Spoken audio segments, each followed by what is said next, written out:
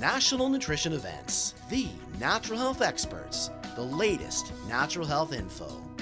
Meet naturopathic Dr. Marita Schauch. A trusted practitioner to her clients, Dr. Marita is the author of Making Sense of Women's Health and product educator for the WomenSense line of hormone supplements. She's also a public lecturer. A regular TV and radio guest, Dr. Marita advocates the empowering of women to take charge of their own health through her frequent magazine articles. She's also a National Nutrition seminar speaker.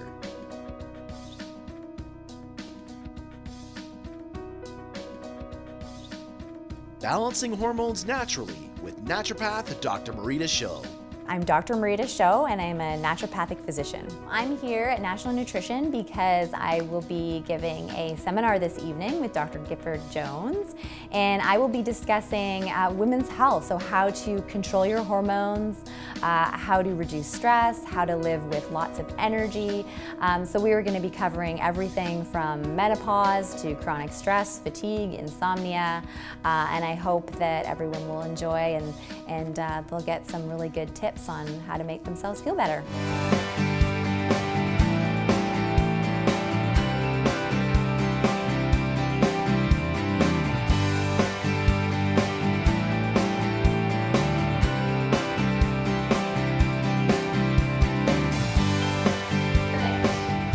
Wow, look at all these people tonight. This is great. You know, I'm really excited to be here. It's my first time in Aurelia. And I am a naturopathic physician. I have a clinical practice in Victoria, British Columbia, so on the West Coast. And before I get started with tonight's lecture, I actually wanted to ask a few questions to the audience. Can everyone hear me okay, first of all? Yeah, perfect. So the first question I wanted to ask everyone was, how many people are here this evening because they wish they had more energy?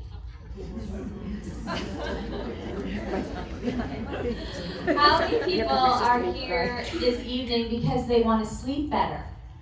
I see a lot of sleep issues in my clinical practice for sure. How many people are here this evening because they want to find out how they can get rid of that stubborn belly fat? And my last question is, I just want to see a show of hands of how many of the women that are here this evening are here because of menopausal symptoms? Hot flashes, night sweats, irritability. So a few of you, okay. So why a lot of people come in to see me, a lot of my patients, a lot of them because they're not sleeping, because they're tired, because of the belly fat, a lot of them are coming in because their hormones are out of balance. What are hormones? Hormones are very powerful chemical messengers that virtually control everything in the human body. Everything from our mood to our sleep to our metabolism, extremely important.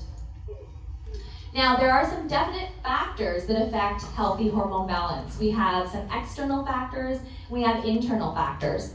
So some of the external factors that I'm going to be speaking in more detail tonight are such a thing as environmental toxins. So how are environmental toxins impacting our hormones and impacting our health? And this applies not just to women, but men as well as children.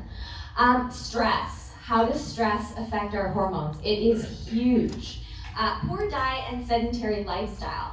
So as a naturopathic physician, you know, I spend a great deal of time talking to my patients about nutrition, lifestyle, you know, exercise, that healthy foundation. And then we educate about supplementation. Internal imbalances. So there was a little bit of a Q&A before, a little bit of question and answer about the adrenal. So now I know you all know what the adrenal glands are, what they do. But we're going to be going more in detail about adrenal health, stress, thyroid, low thyroid specifically, and menopause. So what women can do to prepare for this natural transition. So women are definitely complex, and there is an old saying that goes, to treat one woman is equal to treating 5 men. How many people think that that's true?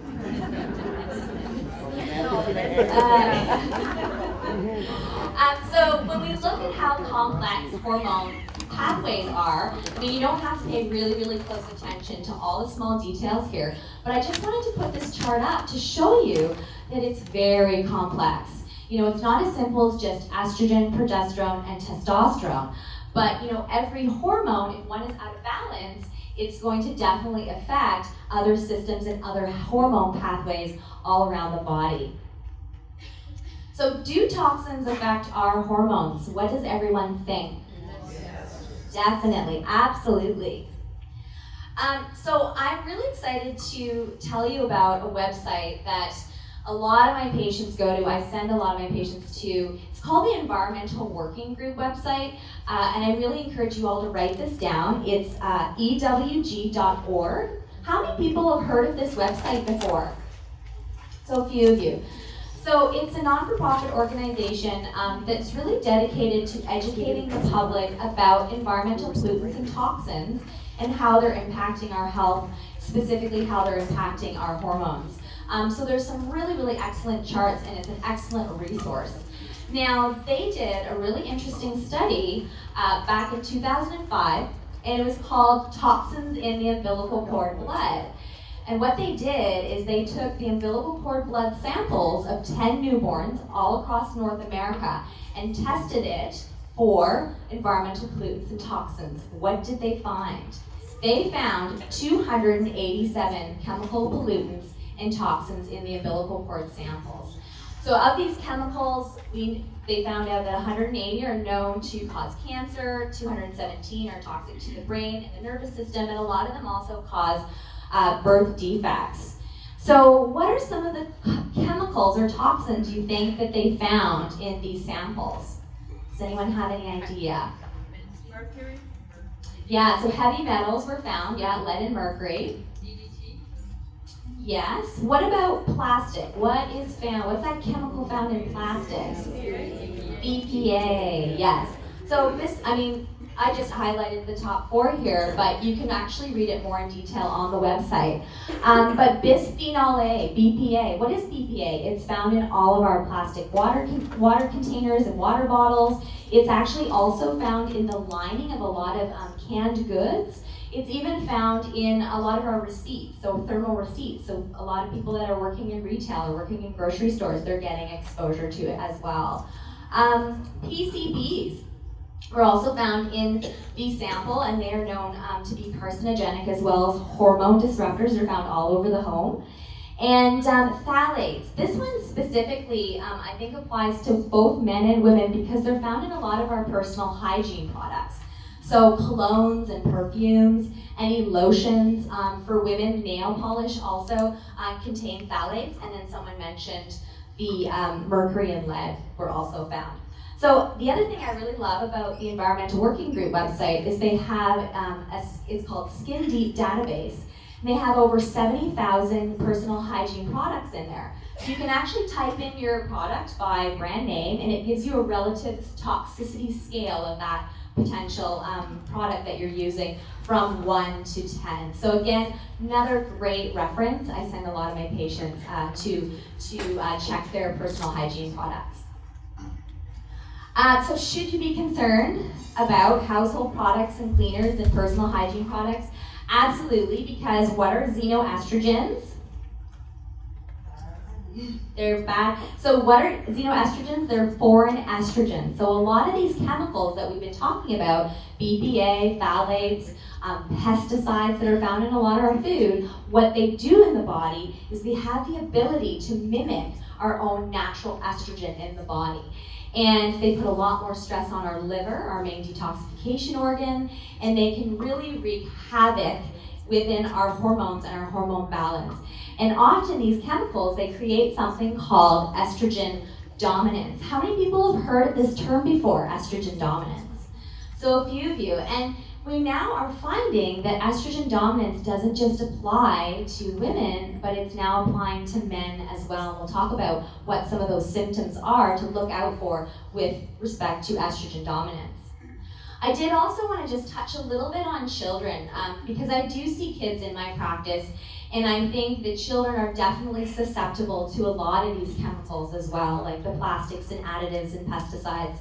And there was one study, and there are many more that are coming out, but there was one study that was published in the journal Pediatrics, and they actually showed that women that were pregnant that had measured higher levels of BPA when they were pregnant were more likely to have children that had higher levels of hyperactivity or poor emotional control or anxiety. So we're now seeing this link, this relationship between our environment and hormones for adults, but also how it's affecting our children. How important is the liver when we talk about hormone balance? Absolutely important. So for healthy hormone balance, one of the foundations is having a healthy liver. One of the reasons for that is a lot of your hormones, most of your hormones are actually broken down and metabolized through your liver. And when we talk about a lot of these chemicals, again, that are hormone mimickers and they're mimicking our natural estrogen in the body, they're creating very damaging bad hormones and bad estrogens. And again, this accumulation of these bad estrogens cause complete chaos, and they also cause an imbalance between progesterone and estrogen, and then again create a condition called estrogen dominance. So we're now finding that estrogen dominance is being linked to women that suffer from PMS, women that may suffer from a history of breast cancer, fibroids, endometriosis, and then other things like the belly fat that I asked you at the beginning. High estrogen and these bad estrogens in the body actually act as a fat magnet to the belly region. These are some other symptoms of the estrogen dominance. Weight gain, slow metabolism, hormonal migraines will also be caused by estrogen dominance, and even the thyroid can definitely be affected. So people that suffer from low thyroid may have an underlying estrogen dominance picture. Sources of xenoestrogens in your home. So a lot of these things we've already covered, but really trying to switch out your plastics, try to use glass as much as possible, or ceramic or stainless steel. Look at your labels of your cosmetics and your products. And I know when you look at a chart like this and look at all these chemicals that you might be exposed to on a regular basis, I'm not saying go home and throw everything in the garbage, but what I tell my patients is just start one room at a time, just switching things out, and start reading labels, go to the environmental working group, because it is a process, but any way that we can really minimize our exposure is most important, and just creating awareness. So I always include this lady in my presentation, because I know that there's so much information that comes out with regards to health, but she says, let me get this straight. Bottled water is bad, but chocolate is good. So chocolate is okay in moderation as long as it's dark chocolate and organic. I'm a bit of a chocoholic myself. How can you protect yourself? A lot of these things we've already covered, but again, I think the big one that we're being exposed to again is BPA, so the plastics really try to pay close attention to. And then, our exposure to pesticides. So I understand for a lot of you, and a lot of my patients also, it's hard to buy organic everything. So the Environmental Working Group also has this excellent chart that they put out, and they just came out with their newest one, and it's the Dirty Dozen and the Clean 15 of fruits and vegetables. So they take, and they actually do all these tests, so they take, the fruits and vegetables with the highest pesticide residue, for example, apples and peppers, and then, which are at the top of the list, and then the fruits and vegetables with the lowest pesticide residue. So I hand this out in my clinic to my patients just so that, when they are grocery shopping, if they're gonna buy apples, try to buy them organic because they have a very high pesticide residue. Now, what are some things that you can start doing tomorrow to help support your liver and to help promote detoxification, healthy detoxification? One really easy thing is start your day off with a cup of warm lemon water. How many people have heard that before? Yeah, it's not a foreign idea. But what it does is it actually helps to invigorate the liver. It also is very alkalizing for the body, also helps to get the digestive system going as well. Exercise, extremely important, very good for supporting heart health and also blood circulation, but also very detoxifying. Twice a year, I always recommend what I say is a clean eating program.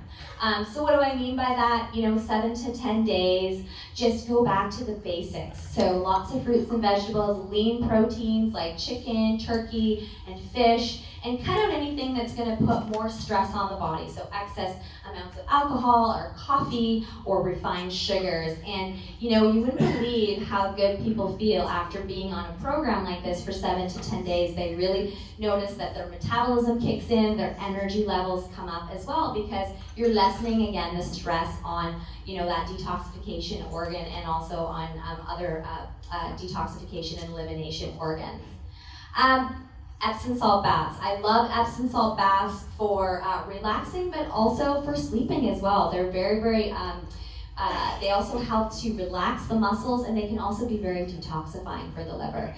And then I've also listed just some foods to include in your daily regime. So all your greens, so things like kale and broccoli and cabbage and cauliflower, they have such powerful chemicals in them that really, really help to bind onto those harmful estrogens that we were talking about that are accumulating in our bodies, and help to safely eliminate them out of the body through the liver. And other things that I love, turmeric, seaweeds, garlic, so incorporating some of these things into your diet are really great for liver support.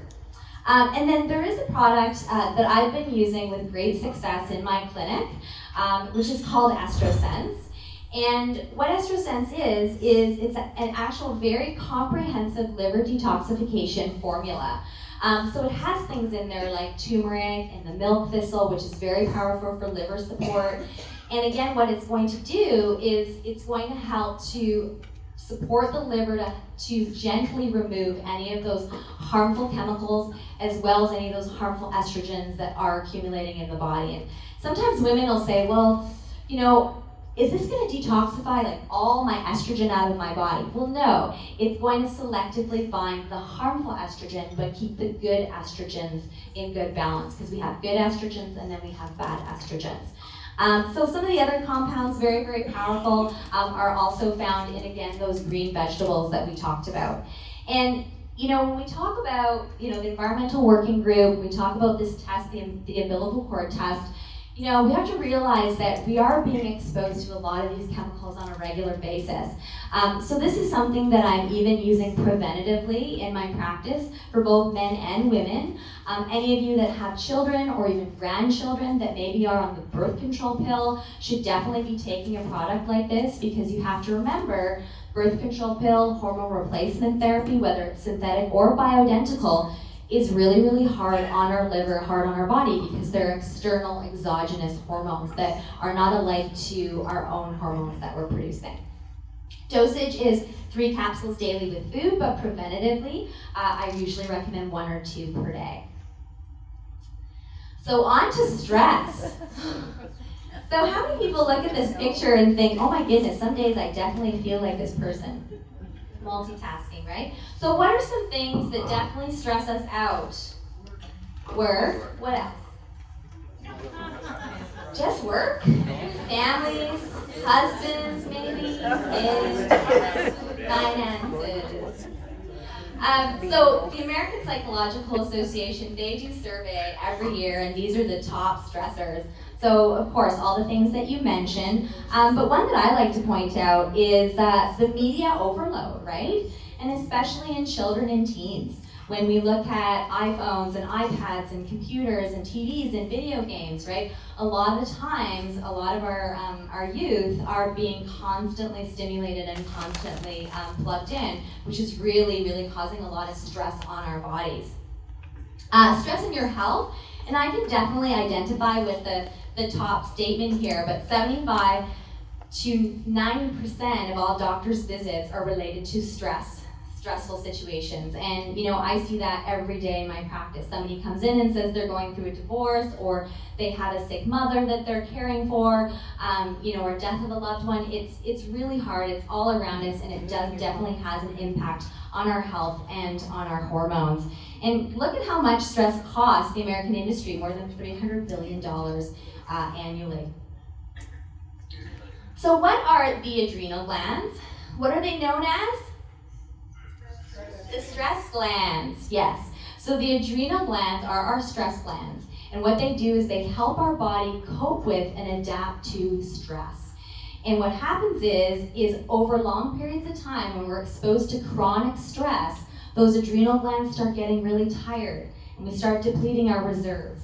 And often a lot of people find themselves in this adrenally exhausted state where they can't cope anymore. And then we start seeing other systems and our other hormones become completely out of balance. And we'll look at some of the symptoms to look out for when we talk about adrenal exhaustion and chronic stress. So what happens in the body with these stages of stress? So there was actually a medical doctor that studied this quite extensively by the name of Dr. Hans Selye. He outlined 3 different stages that the body went through when it encountered a stressor. The first stage is alarm, second stage resistance, third stage was the exhausted stage. So that's adrenal exhaustion. So the alarm stage is sort of that initial fight or flight stage. That, what happens is your adrenal glands release a hormone called adrenaline, noradrenaline, to help your body cope with that stress. Typically, there's about a 24 to 48 hour recovery period where the body gets ready for the next stressor. But what we find is during chronic stress, a lot of times people move into this resistance phase. So there's no recovery phase. The adrenal glands are constantly on alert, releasing all these stress hormones. And then there's another hormone called cortisol. How many people have heard of cortisol before?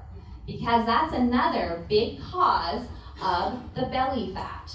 So people that are chronically stressed, pumping out tons of cortisol, that can also act as a fat magnet, especially into the belly region. And then if people manage to push themselves through the resistance stage, the end stage is adrenal exhaustion. And what are some of the common symptoms of adrenal exhaustion? Can't cope anymore, easily overwhelmed, tired, brain fog, craving. So craving especially. So for those people that have to have coffee in the afternoon, like you really feel like the afternoon, you slow down, you get that slump and you're craving either coffee, something with caffeine in it, or sugar. Typically the adrenals are the culprit for that. Sleep issues are a big cause, or cause for sleep issues are definitely the adrenals and chronic stress as well. And why is that?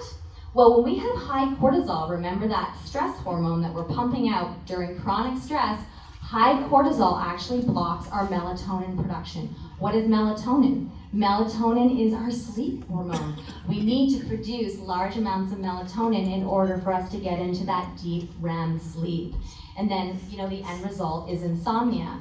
So when we talk about stress hormones, specifically cortisol actually goes through a natural rhythm throughout the day, where cortisol levels are actually the highest in the morning, and then they actually slowly decline as the day progresses.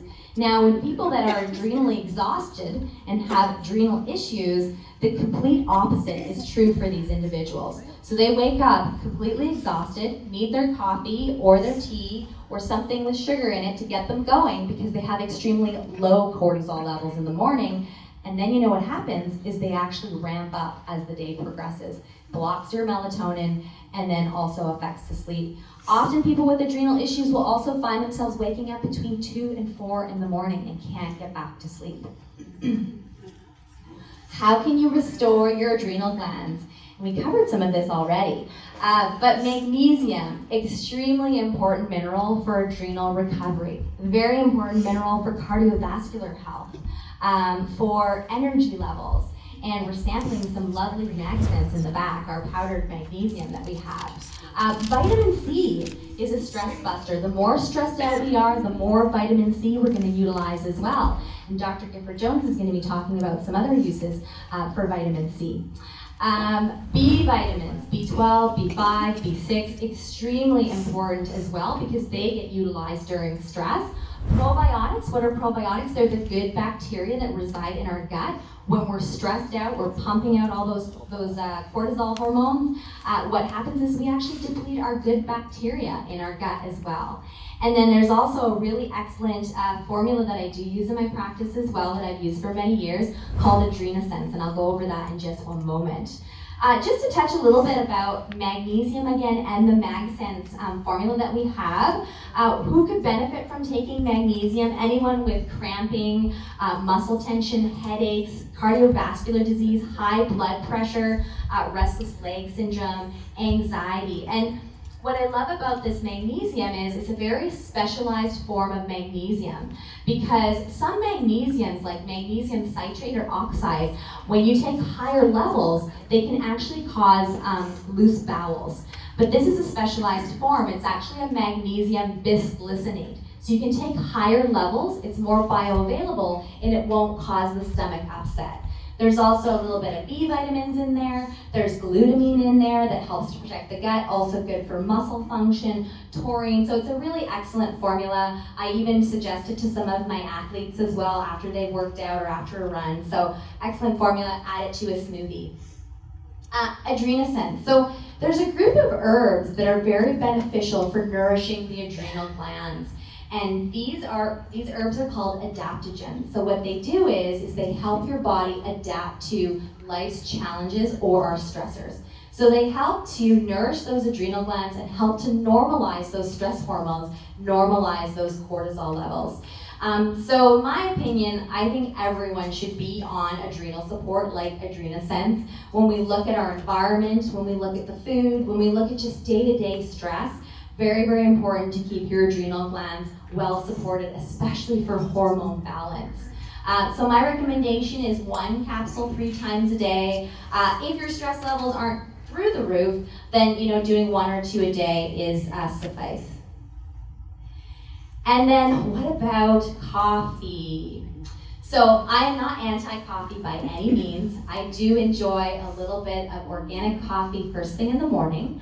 But what I find in my practice is if somebody's coming in and they're saying, you know what, Dr. Marita, is it bad that I drink 6 cups of coffee before 9 o'clock in the morning? Then I say, yeah, maybe just a little bit, and then suffers from anxiety and can't sleep and has blood pressure through the roof. That's a bit of a problem. But if you're drinking, 1 cup of coffee, you're not putting a ton of cream and sugar in there, you're not needing coffee throughout the day just to function, it's okay. But it's just something that I always like to make people aware of, that if you're drinking huge amounts of coffee, you may want to look at your adrenal glands.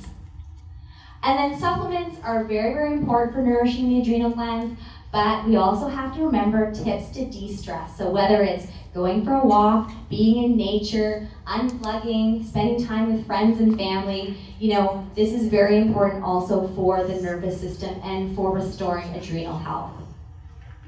So what about the thyroid gland? So how does the thyroid gland fit into this whole picture? So I talk about the thyroid gland after the adrenals because the two are very closely linked, because chronic stress can often cause low thyroid function. Low thyroid definitely affects more women than men, but what does the thyroid gland do? It is the gas pedal to our metabolism. It helps us lose weight. It also helps us with our energy levels. What are some symptoms of low thyroid? Some of the symptoms are similar to adrenal fatigue, so fatigue, trouble losing weight, but some that are specific to the thyroid gland are things like thinning hair, as well as feeling cold all the time, as well as dry skin, brittle nails, depression, constipation. So these are some things that may indicate that some person may have a low thyroid issue. So unfortunately, with the thyroid gland, and when we test the thyroid gland, a lot of people actually are undiagnosed with low thyroid disease. Does anyone know why that is? Because of a certain blood test, right? Yeah, so it's related to the reference ranges for thyroid testing. So in my practice, when I suspect that someone has a low thyroid, I do what's called a full thyroid panel. So your thyroid gland releases 2 thyroid hormones, T4 and T3. Now T3 hormone is the most important thyroid hormone. It's the most biologically active thyroid hormone. It's the one that does all the work in your body. Now the problem is a lot of medical doctors, they don't test for this specific T3 or even T4. So those tests are definitely 2 tests to ask your doctor to test for. Now, they'll only test the TSH, this is another test that they do. It's kind of a step back. So a lot of people can have normal TSH values, or the reference range for the TSH is so large that people might be just on the border, but doctors will say, well, you're not bad enough that you aren't going on any medication for us to treat it. But unfortunately, there's a lot of people out there that have a lot of these low thyroid symptoms that never get treated. So if you're looking at your TSH value for an optimally functioning thyroid, you want that TSH value to be below 2. So a lot of this I've already repeated, but again, your thyroid gland produces 2 thyroid hormones. T3 is the most important. T4 actually converts, in our body we convert into the T3 hormone.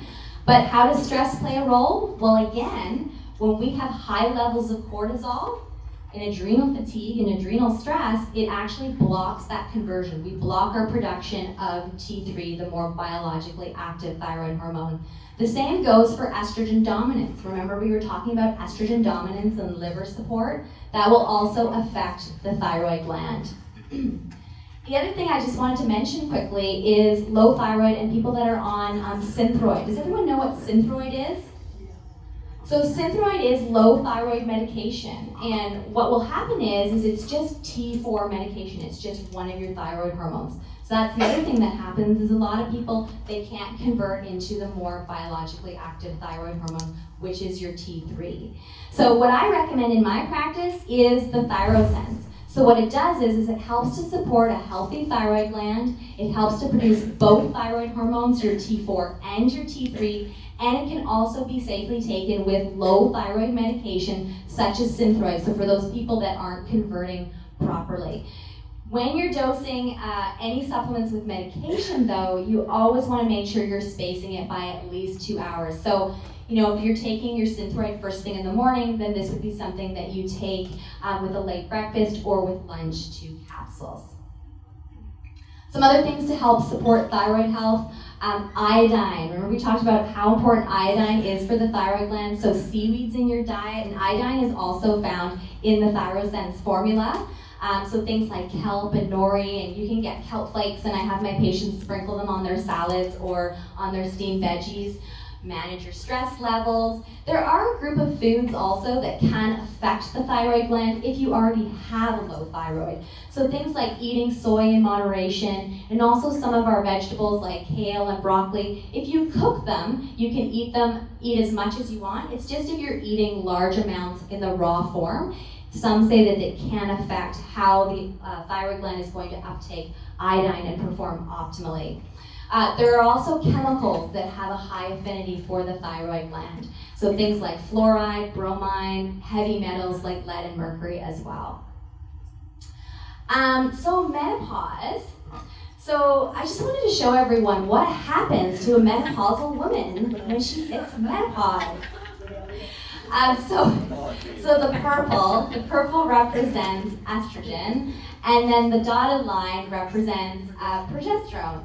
And so what happens is we actually start losing progesterone early on, and that's where a lot of women who are even perimenopausal can suffer from, remember, the estrogen dominance, because there's nothing balancing that estrogen out because our progesterone levels have been declining early on. And then we hit menopause, and then it's like a yo-yo. Your estrogen levels are just, up and down, and that's why someone will say, oh, I have hot flashes one day, and then they go away for a week, and then they come back, and then they can't sleep, and you never know what's going to happen, and that's why this is happening. But what I deal with most often in my practice, definitely the hot flashes, the night sweats. A lot of women are looking for natural and safe alternatives to help them with their symptoms. Also, irregular cycles, low libido is a big one as well. How important are the adrenal glands for menopause? Extremely important. And you have to remember, I know there's a lot of men in the audience too. So when we talk about menopause, men go through male menopause as well, whether or not you want to admit it, but your hormones also fluctuate. And this applies as well to men with regards to the adrenal glands. The adrenal glands don't only take care of your body's ability to cope with stress, but your adrenal glands also release small amounts of estrogen, progesterone, and testosterone. So they actually become the hormonal backup when our own hormone production for women in the ovaries shut down, or for men in the gonads when they shut down their testosterone production. So very important, not one woman leaves my practice without menopausal support, but also on adrenal support to make sure, again, that hormonal backup is there. Because you can just imagine, what if you're already adrenally exhausted by the time you've reached menopause or andropause? Your hormonal backup isn't there, so those people are going to have, especially women, are going to have a very, very hard time transitioning through menopause. So very important concept there, support the adrenals. Just a little bit of information on hormone replacement therapy. I do use it a little bit in my practice, bioidenticals only. But again, a lot of women are looking for natural alternatives because of this big study that came out by the Women's Health Initiative study, and it was halted in 2002 because of women that were taking the combination of synthetic estrogen, so Premarin, and synthetic progesterone. So what happened is they were at more risk for invasive breast cancer, pulmonary embolism, heart disease, so the study was actually halted, and it was a very, very extremely large study, $625 million, 17,000 women. So, you know, bioidentical hormones don't fall into this category, but with synthetic hormones, you know, I really try to get my patients to slowly wean off of those, support the adrenals. So what are some natural alternatives for menopause? Black cohosh, one of my favorites that's found in our MenoSense formula. Sage, Vitex, evening primrose oil, maca can be excellent for the adrenals, but also for menopause. And a lot of these ingredients, not all of them, are actually found in a formula called MenoSense. And I've had really, really great success with the MenoSense in my practice for the hot flashes, for the night sweats, for the irritability, for the sleepless nights. And you can see what's in the formula, 2 capsules twice a day, and it works really, really well, and it can work really fast. So 2 capsules with breakfast, and then 2 capsules with dinner. Some lifestyle tips. Whether women want to admit it or not, there are definitely foods that can trigger hot flashes. So too much wine, too much of the chocolate, dairy, cheese, you know, and some of my women patients will say, you know what, Dr. Marita, I still love my wine and I know I'm just going to suffer from the hot flashes. So they know that, then that's fine. Supporting the adrenals, and then there's also a group of foods that can be really beneficial for hormone balancing, those phytoestrogens to help with hot flashes and night sweats. So the last thing I'm going to talk about is bone health and the importance of collagen. And Dr. Gifford-Jones is going to expand on this as well with respect to how collagen is really important for the cardiovascular system. But when we talk about bones, not a lot of people realize that bones are actually living and growing tissue. We constantly are remodeling our bones. And specifically as we age, especially with our hormonal decline, that's when a lot of us are actually more at risk for osteopenia or osteoporosis and fracture risk. Some of the preventative strategies for bone health, you know, a lot of these things I'm sure you're already familiar with, but you know, too much coffee or alcohol is going to create more acidity in the body, which is going to cause the body to leach minerals out of your bone to buffer. So really maintaining more of an alkaline environment in the body, lots of fruits and vegetables, a lot of water is very good for bone health. Exercise important. And then also antacids. And I know that maybe some of you maybe suffer from heartburn or indigestion once in a while. Some of these medications actually can be a huge risk for osteoporosis, because what they do is they block your stomach acid. You need stomach acid in order to absorb and digest a lot of your minerals like calcium and magnesium and vitamin D and vitamin C. So if any of you are on these kind of medications, I would definitely suggest that you take the medications away from your vitamins. What are some of the most important bone builders? Calcium, magnesium, vitamin D, K2, manganese, boron. But then what about collagen? How does collagen play a role with respect to bones?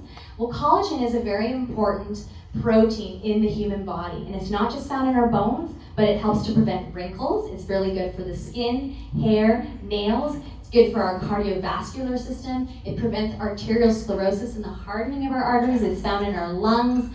So basically what collagen is, it's like the glue that holds the whole body together. What happens though, as early as the age of 21, our collagen production goes down 1% per year. And then when women hit menopause, the loss of skin collagen is 30% in the first 5 years. So that really contributes to our skin elasticity and our skin thickness. So very important to support healthy collagen production in the body.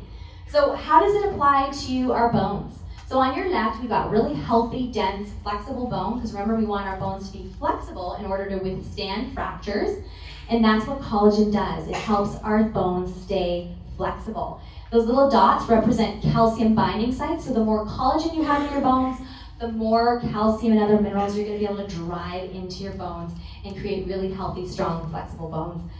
The right side, weaker bones, weaker bone density, not as much collagen, so not as much calcium is able to be drawn into the bones. So I love this product, BioSil. And what I love about it is because it's a very unique, complex nutrient complex. So what it does is it actually helps you to generate your own collagen, turning on those collagen-producing cells. So really, really interesting because a lot of human clinical trials have been done on the specific BioSil formula. A lot of my patients that have osteoporosis, osteopenia are on the BioSil formula along with their calcium, magnesium, vitamin D, K2, because again, it's a very important component when we talk about healthy bones. Not just healthy bones, but cardiovascular health as well as skin, hair, and nails. So remember, skin is about 75% collagen, and these are studies, again, that are taken from the complex that's found in the BioSil, but a reduction in fine lines, increase in skin elasticity, also helping to strengthen hair and nails. And so a lot of really great research that has been done on the BioSil product. For skin, hair, nails, the dosage is 1 capsule twice a day or 5 drops twice a day. For bones, 1 capsule daily or 6 drops daily. But I always tell my patients, if you want the benefit of all of it, for the skin, hair, and nails, I would do that dosage because then you're getting the benefit for bones, for cardiovascular health, skin, hair, nails, and all of it, which is great. So, my top 6 supplements. So, you know, we talked about, you know, the healthy foundation of diet, nutrition, lifestyle, exercise, very important. But this is also sort of the foundation that I put a lot of my patients on. So a really good multivitamin, vitamin C, love the Medi-C product. I love that it's in a powder because I want things to be really easy for my patients. So I get them to just throw the vitamin C powder, the Medi-C, into their smoothie. AdrenaSense. So an adrenal support, because remember we talked about all the stressors that we're exposed to, how important the adrenal glands are and how they affect everything from inflammation to our immune system, to our thyroid gland, to our sleep. So AdrenaSense, EstroSense again, liver support, extremely important for hormone balance, also to help detoxify a lot of those harmful chemicals that we are being exposed to on a regular basis. Omega-3, so fish oil, vitamin D. Why they're in combination is I always recommend a liquid fish oil with vitamin D. Again, I just want to make it as easy for my patients as possible. So they just have to take it once a day, then that's a lot easier for compliance. And then probiotics is another really, really important supplement. So making sure that you have really good health gut. So I do have a website, drmarita.com. I have a monthly newsletter, and I know that I said, you know, I specialize in women's health, but I do a lot of blogging on other topics. I just, you know, did my last newsletter was on digestive health and leaky gut. I'm also on Facebook and Twitter, and I am the author of 2 books. So my purple one, Making Sense of Women's Health, and then I'm also the co-author of The Adrenal Stress Connection, which is all on how stress impacts your body, and I co-authored that with a very close friend of mine, Dr. Karen Jensen, who's another naturopathic doctor. So thank you for your attention and for coming out. It's been a great crowd. And I think we're doing Q&A after Dr. Gifford-Jones is up next. So thank you.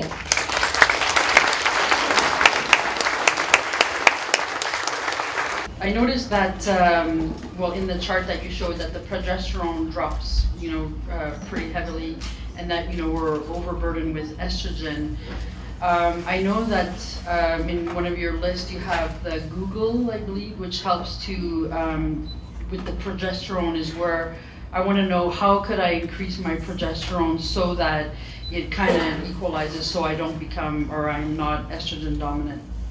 So that's why I really love the Vitex that's in the MenoSense formula. So women that are approaching menopause, that's why the Vitex is in there, because the Vitex will actually naturally increase progesterone in the bodies to help offset the estrogen dominance. Then the other thing that's really important is, again, supporting the liver and then also adrenals as well. But the Vitex is a great herb to help naturally increase progesterone. I thought that in Canada the BPAs had been outlawed. Is that? You know what? That's a really interesting question, because I was on an interview a month ago, and the same thing. The person that was interviewing me said, "I thought BPA was banned," and it was banned out of sippy cups and infant bottles, but not. I mean, it's probably leaching from my water that I'm drinking right now, but you know, commercial water bottles, as well as some thermal receipts, and also the lining of a lot of canned goods, unless it says BPA free. And that is not being put out there. That's why I'm trying to educate. The media has been reporting it as a sweeping. Canada has outlawed the use of BPA in all plastics. That's how the media put it out there. So it's been outlawed for sippy cups and infant bottles and formula, but not in just standard water bottles. Not how it was. I'm going to recommend just one product for somebody with fibromyalgia and low thyroid. I've been on every medication, including Cytomel and desiccated thyroid, and it usually works for a little bit. I feel better, but then it goes back to being bad. And I find that whatever supplements, I've tried every natural thing that I seem to find out about.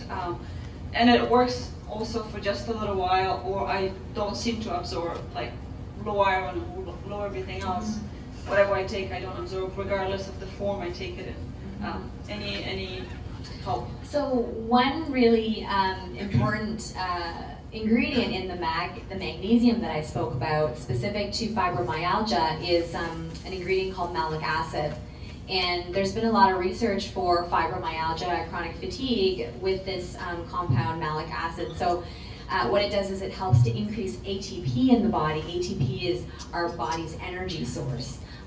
So I don't know if you've ever tried our magnesium before, and it's a very bioavailable form of magnesium as well. And then going to the thyroid, sorry, I'm going to say two things. I know you asked for just one.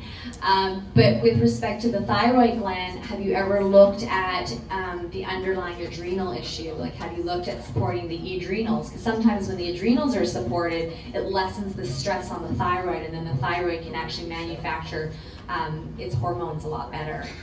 Do you have a recommendation for lowering dihydrotestosterone? Oh, that's a really great question. So do people know what that is?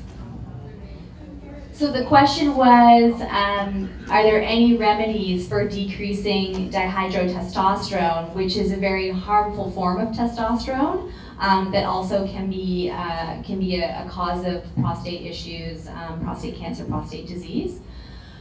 So often what I'm seeing in practice is the dihydrotestosterone is definitely an issue, but I'm finding along with that is estrogen dominance. So they kind of go hand in hand because excess testosterone can be, from a lot of the chemicals, can be converted into excess estrogen.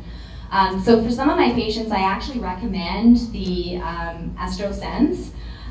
For male patients as well as female patients, especially if they have a history of any prostate issues, or even for fatigue, brain fog, or the belly fat.